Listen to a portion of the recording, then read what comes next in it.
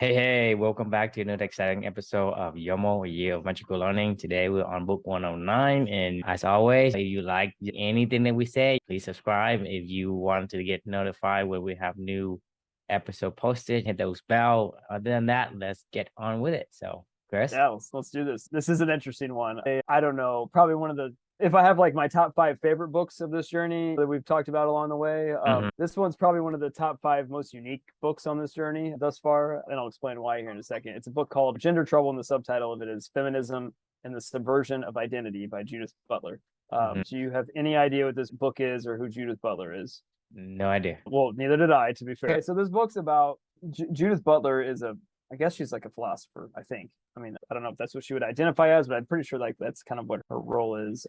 Basically, this book is about questioning the category of a woman or masculinity, femininity, how they've been societal constructs. So it sounds like feminism and the subversion of identities. It's saying that feminism is essentially being downplayed by society, right? No, it's about it. I think the message of the book in general is that gender is a societal construct, and we is it? Well, that's what the book's I mean, about. I can understand money is a construct. I don't know about gender though. Well, that's the point of the book, is to say that gender is a societal construct, and that we are performative toward whatever our gender is that we want to, that society values and whatnot. And here's the truth. The reason the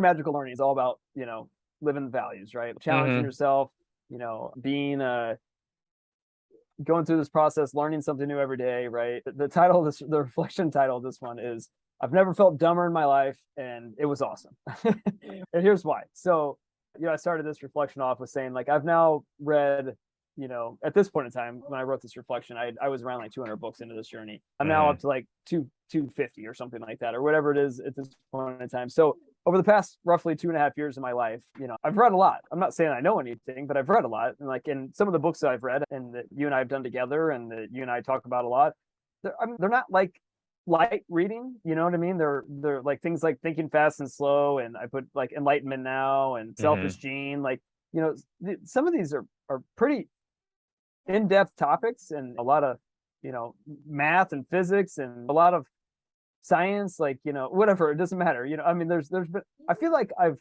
covered a gambit of a lot of different topics throughout this whole entire journey, and I'm really not ever afraid to tackle any book, which is why I tackled this book in general. That said, I felt like if I could get through those books and at least have some semblance of understanding of what they're talking about, the basic concepts around it, that I feel like I'm a pretty smart person. Like, I don't know what that means necessarily, but I feel like I can at least understand, concepts and things like that in general. I met Gender Trouble by Judith Butler. The reason why this book even came into my life, because this journey is amazing. A friend of mine, a good friend of mine, his name's Brian. We were having a dinner party one night, and a go-to question that I love to ask these days, just, the compound effect of this whole journey, is like, when we get into like deep conversations, I'm always like, hey, what is, like, if you had to pick like one of your favorite books you've ever read that you learned the most from in your life, like what would that be?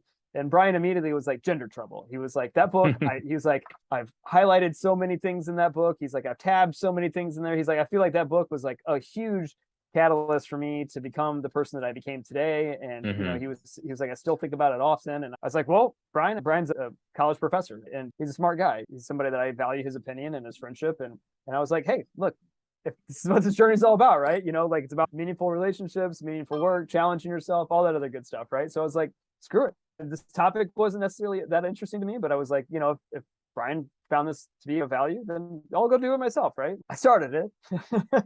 And I found I've never felt dumber in my life. I loved every minute of it, but I never felt dumber in my life. I Googled more words in this book as I was going through it than I've ever, like maybe 10x more than I've ever Googled anything in my entire life of any book that I've ever read, where I'm learning things like ontological and phallogocentrism and epistemological. And like, I mean, these are just a small number of the words that she was using in this book. And I was like, what the hell is going on? I was like, I can't even understand the word, like, this is about, like, we talk all the time about the importance of words and communication and like, and all these other things, right? And I literally could not understand the words consume me.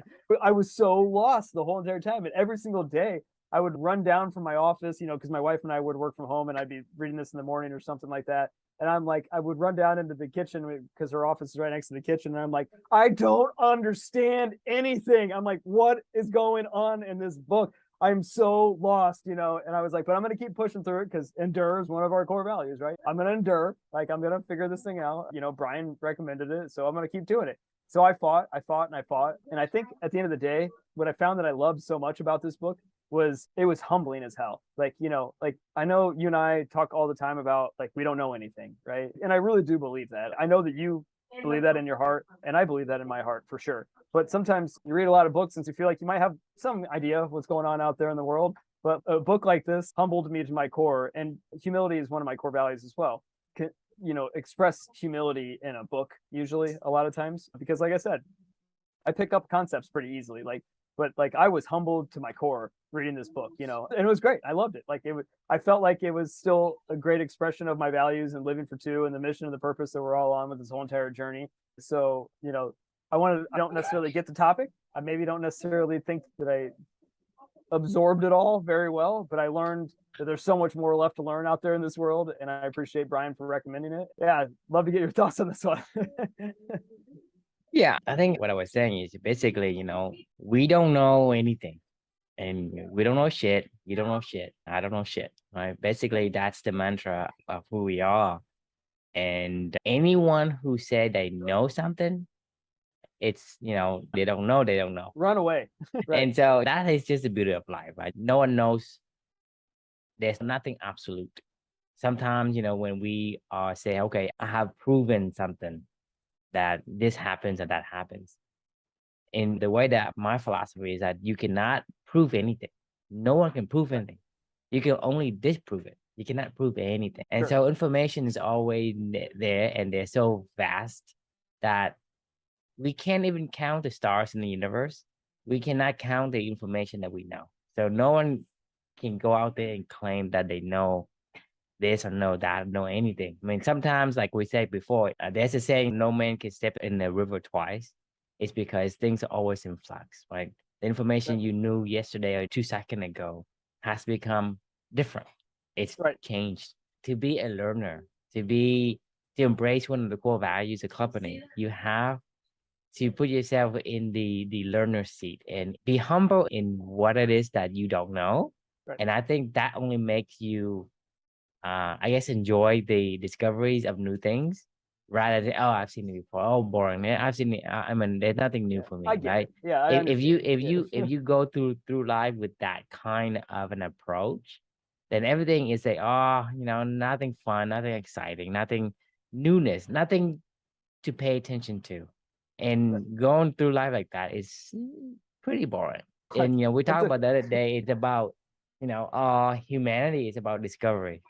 And we cannot sit idle and do nothing. We have to do something. We have to find something new in order for us to be, I guess, like our brains are activated when there's something new. But if you've seen something once and seen it again, just like watching a movie. Like you watch a movie, you have a new plot, right? New story, new twist. Why is it a twist? Why are there a lot of twists? You didn't know about it. Because it activates that brain. I didn't know. Same thing with humor, right? The humor always has a punchline, always has a twist, because you're not expecting that. So our brains are so, I guess, adapted to figuring out things, right? But whenever you knock it off its feet, it is when your brain is really saying, I'm really, really, I kind of excited, and it activates that part of the brain, and you want to pay attention more to it just because your brain was full. A lot of, we are basically in awe by magic, for example, right? It's because there's so much twist in it. We say, oh, I didn't know that. I know they could do that, right? So it's the inexplicable things that we are trying to figure out. That is what interests us. So imagine that you know everything. Life becomes so boring. Incredibly boring. The more you know, right? The more that you suffer, just because, knowledge is a curse, right? And this curse is different than the curse of knowledge, quote unquote, right? Essentially, having the ability to still get a kick out of a twist from a movie or from a joke. That is the colors and the spice of life. Yeah, for sure. Right. I mean, I couldn't say it any better. I think you hit the nail on the head for sure. I mean, I think that's why I really enjoyed this book. I will always remember this book, only for the reasons of how frustrating it was for me to read it. And to be clear, I don't necessarily struggle with the topic of, that she was covering.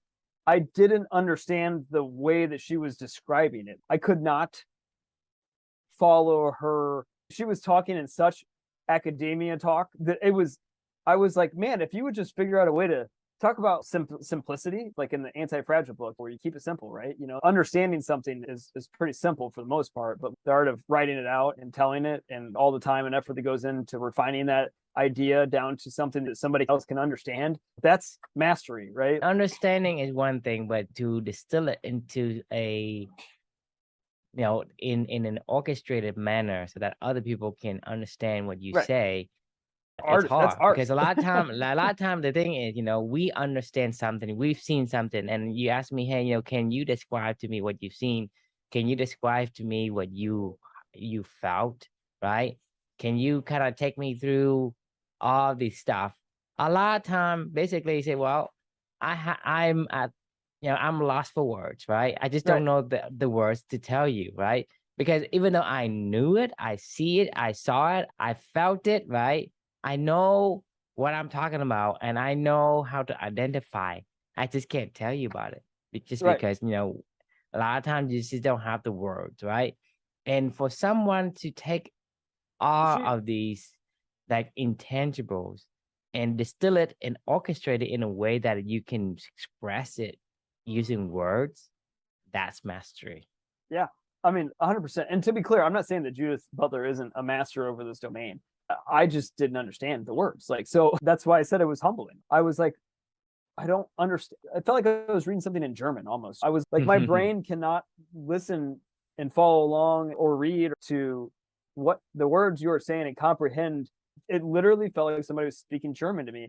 And I knew they weren't speaking German to me, but at the same time, it felt like that. So it was so humbling to know, like, my vocabulary must be like incredibly limited, apparently, to be able to engage in a topic like this. And I want to engage in a topic like this because this is important to, friends of mine. And this is important to a lot of people out there. The conversation around gender is an important conversation to have. I mean, some people don't, clearly there's a lot of people that have gender identity complications, in this world. I'm not saying I'm not going to make a stance on it or have a take on it, but like it's there. I mean, you can't deny that somebody has feelings about it and they're exploring these topics, and that's fine. Explore away. That's what this whole journey is about. But I would love to understand more. And unfortunately, I can't understand if we can't talk a common language. And I can't speak a common language with somebody if I don't understand the literal words you are saying to describe how you feel, so like that was the big disconnect for me. It was like, man, I either need to step up my game to better understand the words that this lady is talking about. We need to figure out a way to simplify this concept and to talk in common language, around what is this idea and message in general, so we can move forward with it on common grounds, so I can listen and learn, right? That was probably my biggest struggle with this book. I felt like there was a community. This must be what it feels like if you're talking another language to somebody, That's essentially how you felt. It's like, you can't find the words. If you know only 10 words in English and somebody came to America for the first time and they only know 10 words, well, they are very creative in terms of the words and the combination of words of the 10 words they knew to kind of express to you. And that's hard. Did you speak any English? No. So how did you feel when you were trying to communicate with your classmates or with your teachers? Did it feel like there was missing pieces of the puzzle all the time? And you were like, how did that feel? You can communicate, not at all, right? They speak and you stare at them. That's what I did. I just stared at them. Because what did you do? How'd you learn? I mean, what did you do? Well, I guess when I came here, I was still young. I was 10 years old. So a lot of what I did was osmosis for the most part. You sit there and listen to people, and then you basically put one together to get two.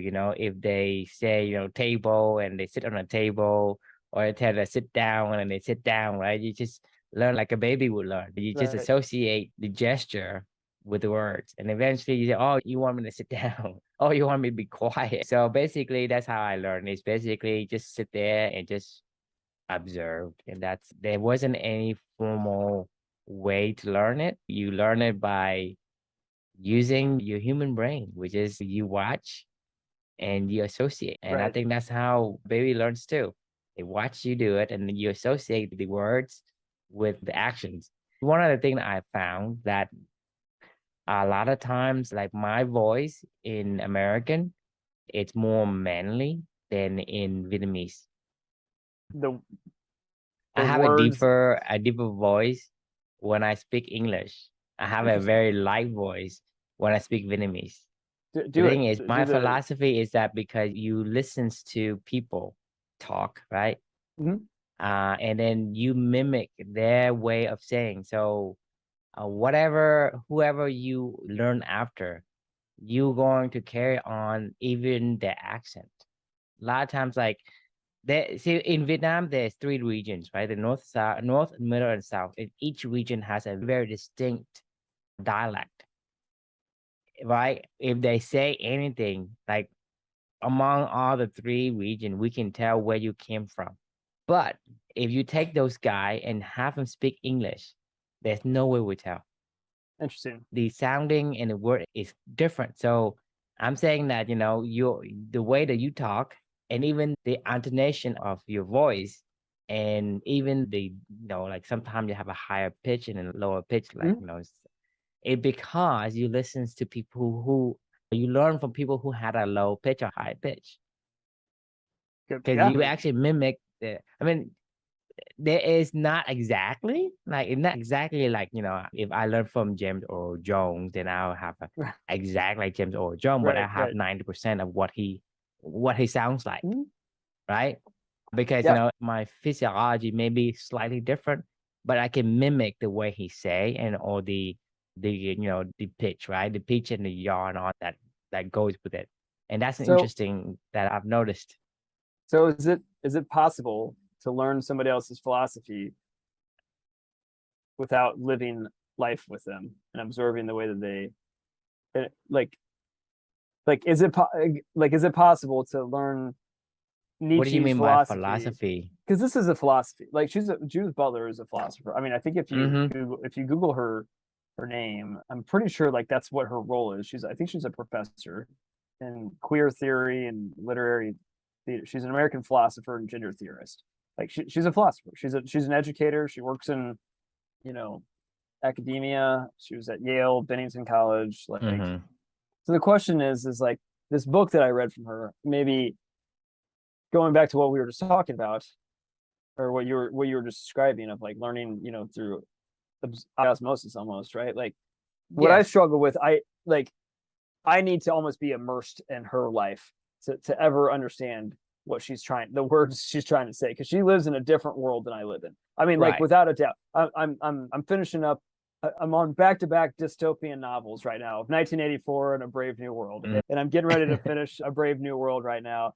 And these people, like the savage comes in with all of his emotions and understanding of mom and dad and God and all these things, and the people in the Brave New World are like, that's not how they do. They've society has systematically tried to eliminate emotions in general and for stability, right? So when they would say words like love and God and mother and father, they don't even exist. These people are like, this is Mm-hmm. disgusting. I don't understand.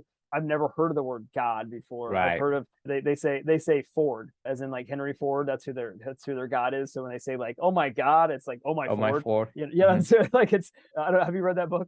No. It's really funny actually when every time they keep saying, oh, for Ford's sake, and you're like it cracks me up every time I hear it. But I guess where I was going with this is like the disconnect of the language, like, of what these words mean and the life that they grew up in. Like they literally have no idea that this other world even exists. Mm-hmm. They're both like coming together going, I don't know what you're saying. And the only way for me to understand these concepts would be to probably to live their life with them, like you said, and like, be around them. I'm not in the queer community. I'm not in the Right. LGBTQ, community. I don't have gender identity issues, so I don't understand these words. This is why I wanted to read this book. All I know is I don't know. Like, that's what I know after this is I don't know. Like, So to answer your question, and I think, in my opinion, this is what I've seen and what I observed, right?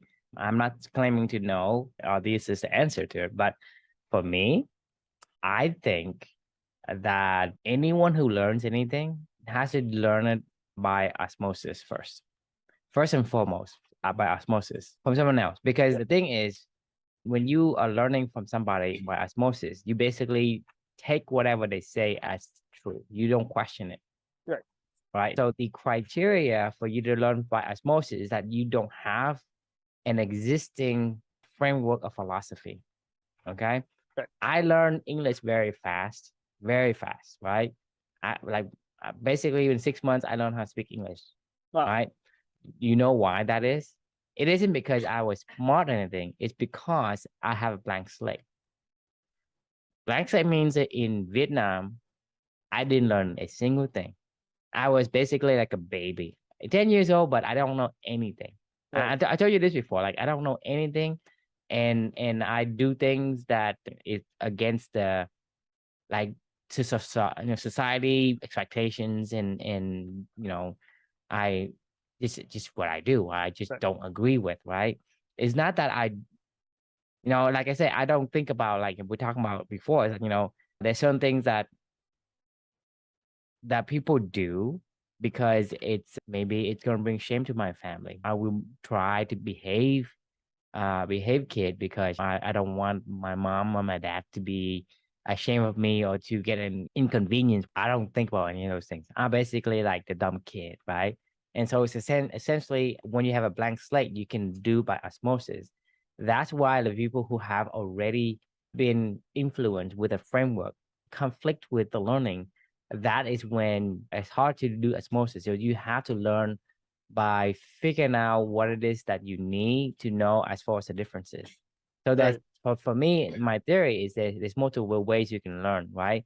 Learn as a blank slate, meaning osmosis, meaning you see somebody do something, you associate some kind of actions or reference to it.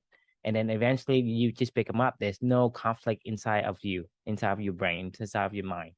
And so when you learn it that way, you learn the quickest. So whatever people learn, in, like, if you right now you have no idea about gender trouble, right? You can follow Judith Butler, and you can probably pick up all the stuff that, and even all the philosophy, right? Right. You basically absorb it like completely, because you have no point of reference to say no to her, to say that, what you say is wrong, Judith, right? You don't know. So that's the easiest way, because you don't know anything. But if you are a philosopher already and you have another mindset, right?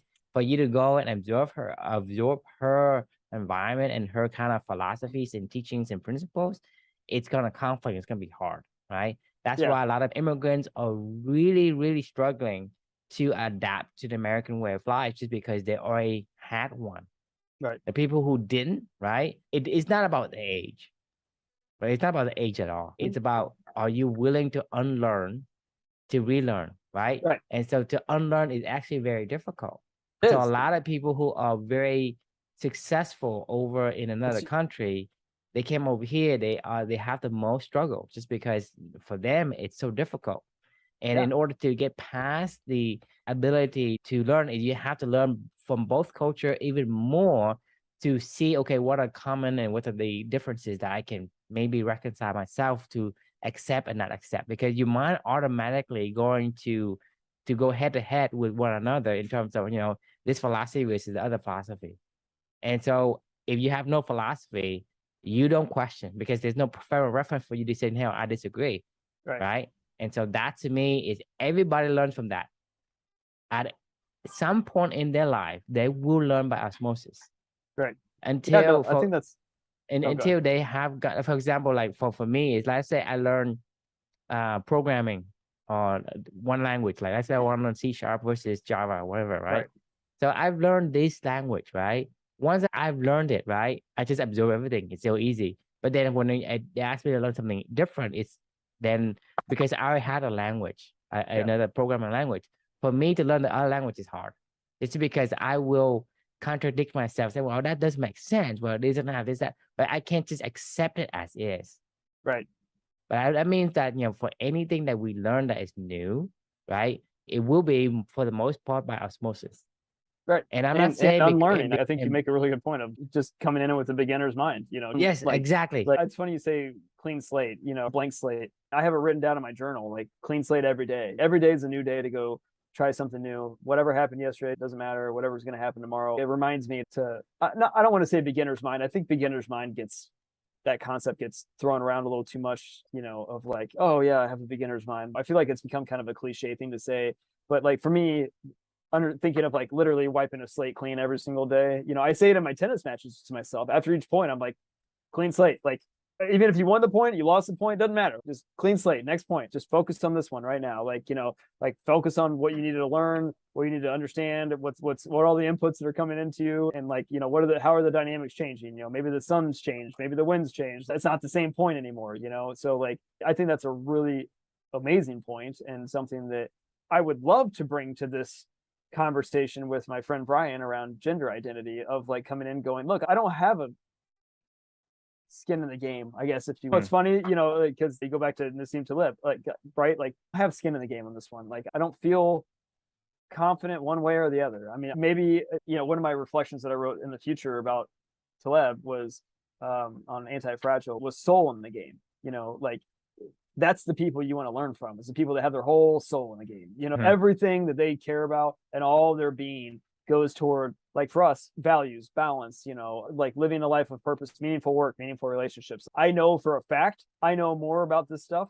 We are passionate about these things. I guarantee you we will have a more intelligent conversation and more guidance to learn from if somebody wanted to learn, with a beginner's mind around what we're trying to do and what we're trying to build, because our soul is in the game, right? Like, to be fair, Judith Butler, I think her soul's in the game, like, so like, I mean, I could probably learn from her. Nassim Taleb, his soul's in the game. I'm a blank slate in this argument, and I think that's a great reminder of like, right. It's freaking humbling knowing, shit, like, like, and it's, I mean, and that's the fun part. Just like, you think about, hey, you're you're in your mid-40s, right? And you say, hey, I'm let's say you are, okay. You are, but I am not. Okay. Let's say you are, or let's say I am, which I am. You're in your mid-40s. And it's like, you are excited because you learn a new word, right? And my kids teach me how to say something in Japanese, right? I'm excited because I'm learning this word, right? This new word. Yeah. Think about, for me, it's when I was 10 years old, I was learning the word for the first time. I was excited. So to me, it's not about the age. It's about how you are so thrilled to find and discover something new. And that's the spice of life. You felt dumber when you read this book, it's because you learned something that you had never came across. It was awesome. It activates your mind to the point where it's saying, this is pretty important. Let me find out what it is. Right. And so learning, I think, is part, and like I said, learning for your own interest is the correct way to learn versus, just learn for the sake of learning because someone tells you.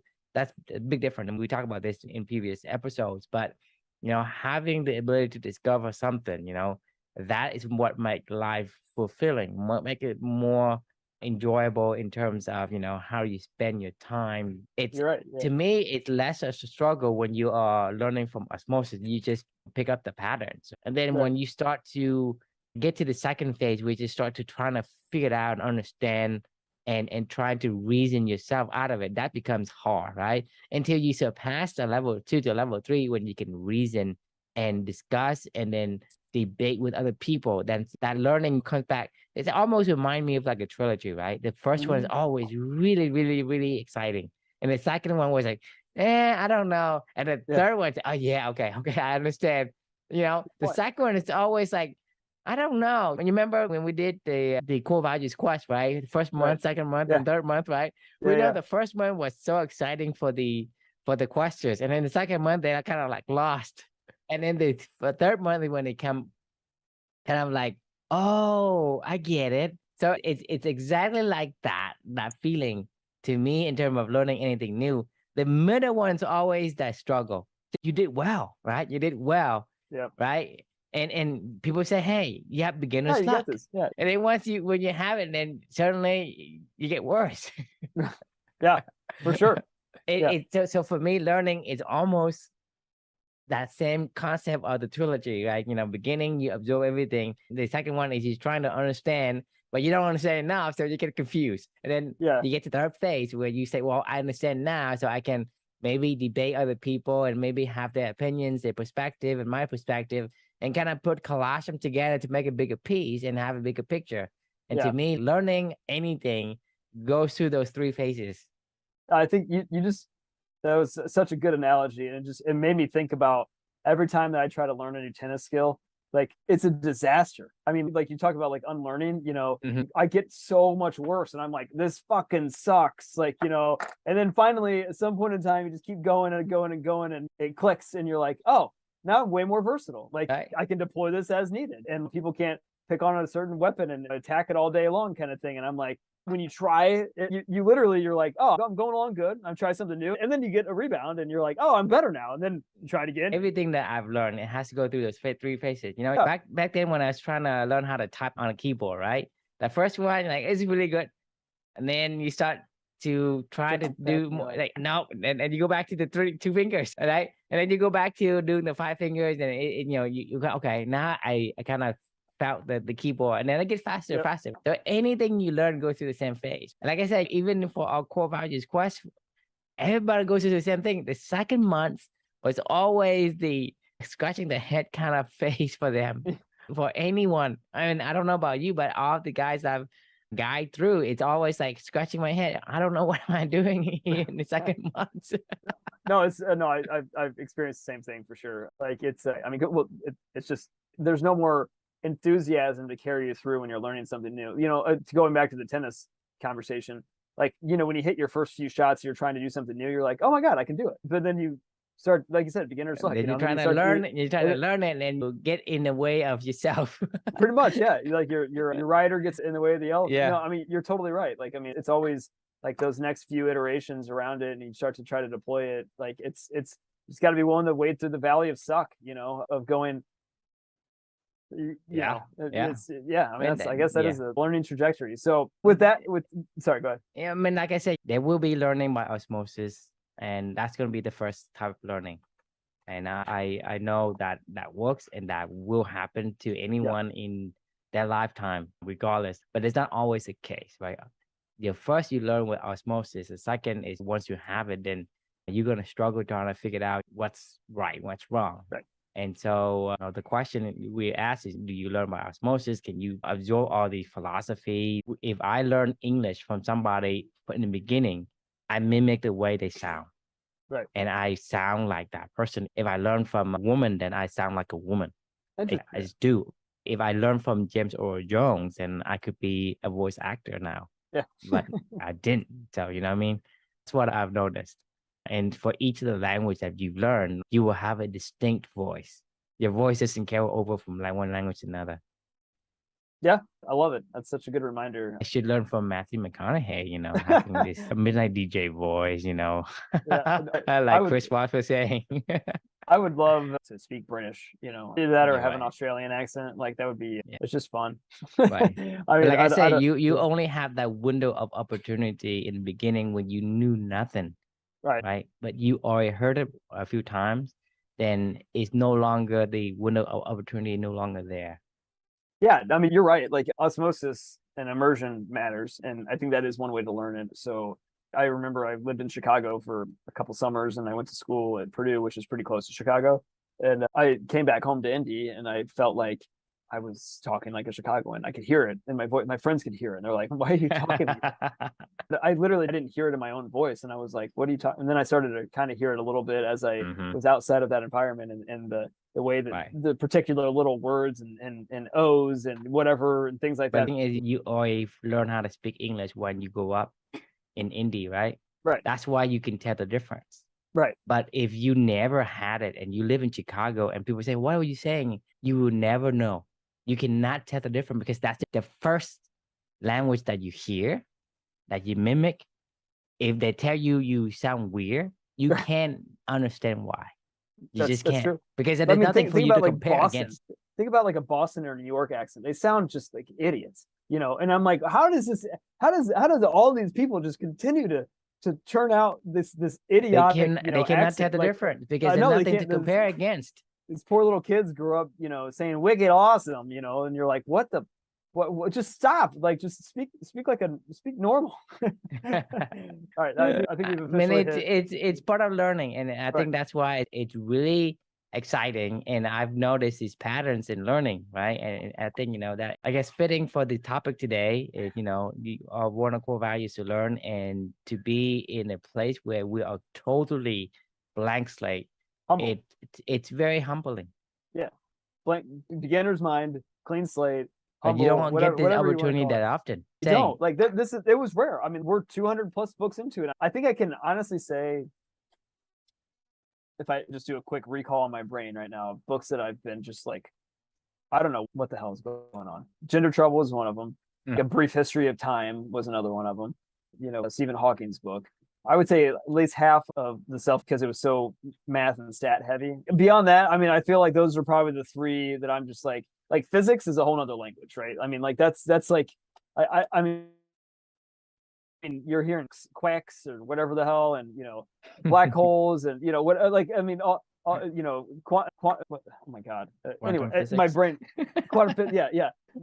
My brain is like, string theory. You're hearing all these other words that you're like, this is like another language. I mean, I would only ever be able to learn physics if I probably went and like hung out with Sheldon Cooper every single day for the next like 5 years of my life, and watched him discuss, The thing is that's the opportunity, because you haven't had any kind of influence in the science for you to say, hey, I want to pick the best guy. Let's say Sheldon Cooper, right? You can actually learn from him because your mind is really at all with the newness of information. You can learn a lot from that guy and you become just like him.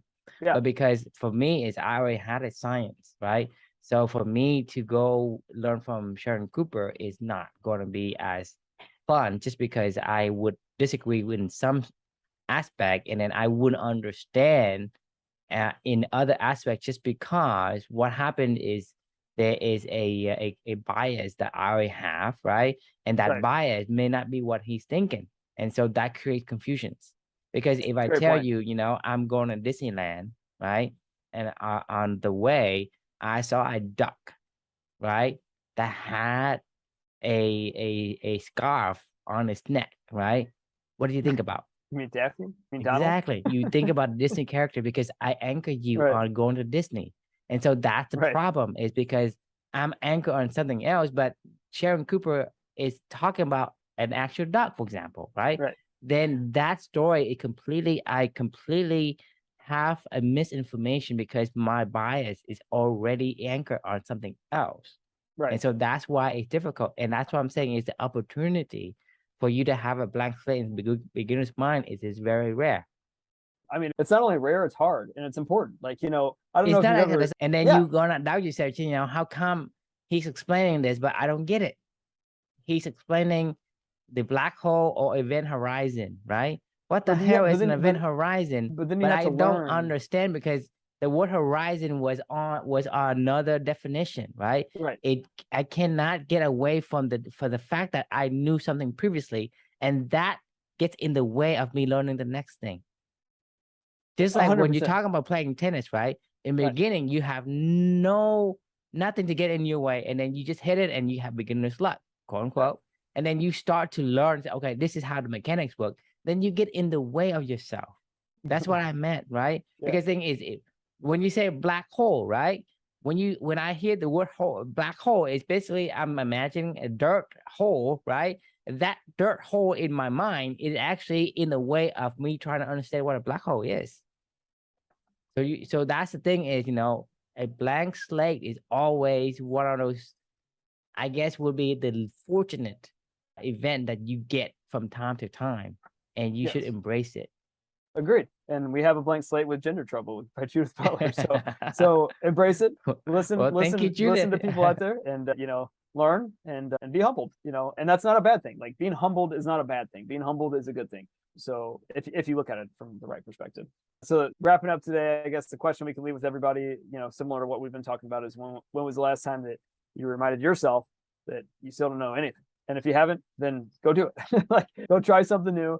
Go be a beginner somewhere. Go learn a find new something that language. you are really know nothing about. Zero. These are your opportunity to use your osmosis. I love it. So go find those opportunities and live the values of being humble. I will look forward to talking to you guys next time. Tell us about your story. You go ahead and do it. Right. Any final thoughts? Find that oasis to observe whatever you can. To me, that's the most exciting part of your quest, your journey. Agreed. Yep. Awesome. All right. Well, we will see y'all tomorrow, and have a great night. You too.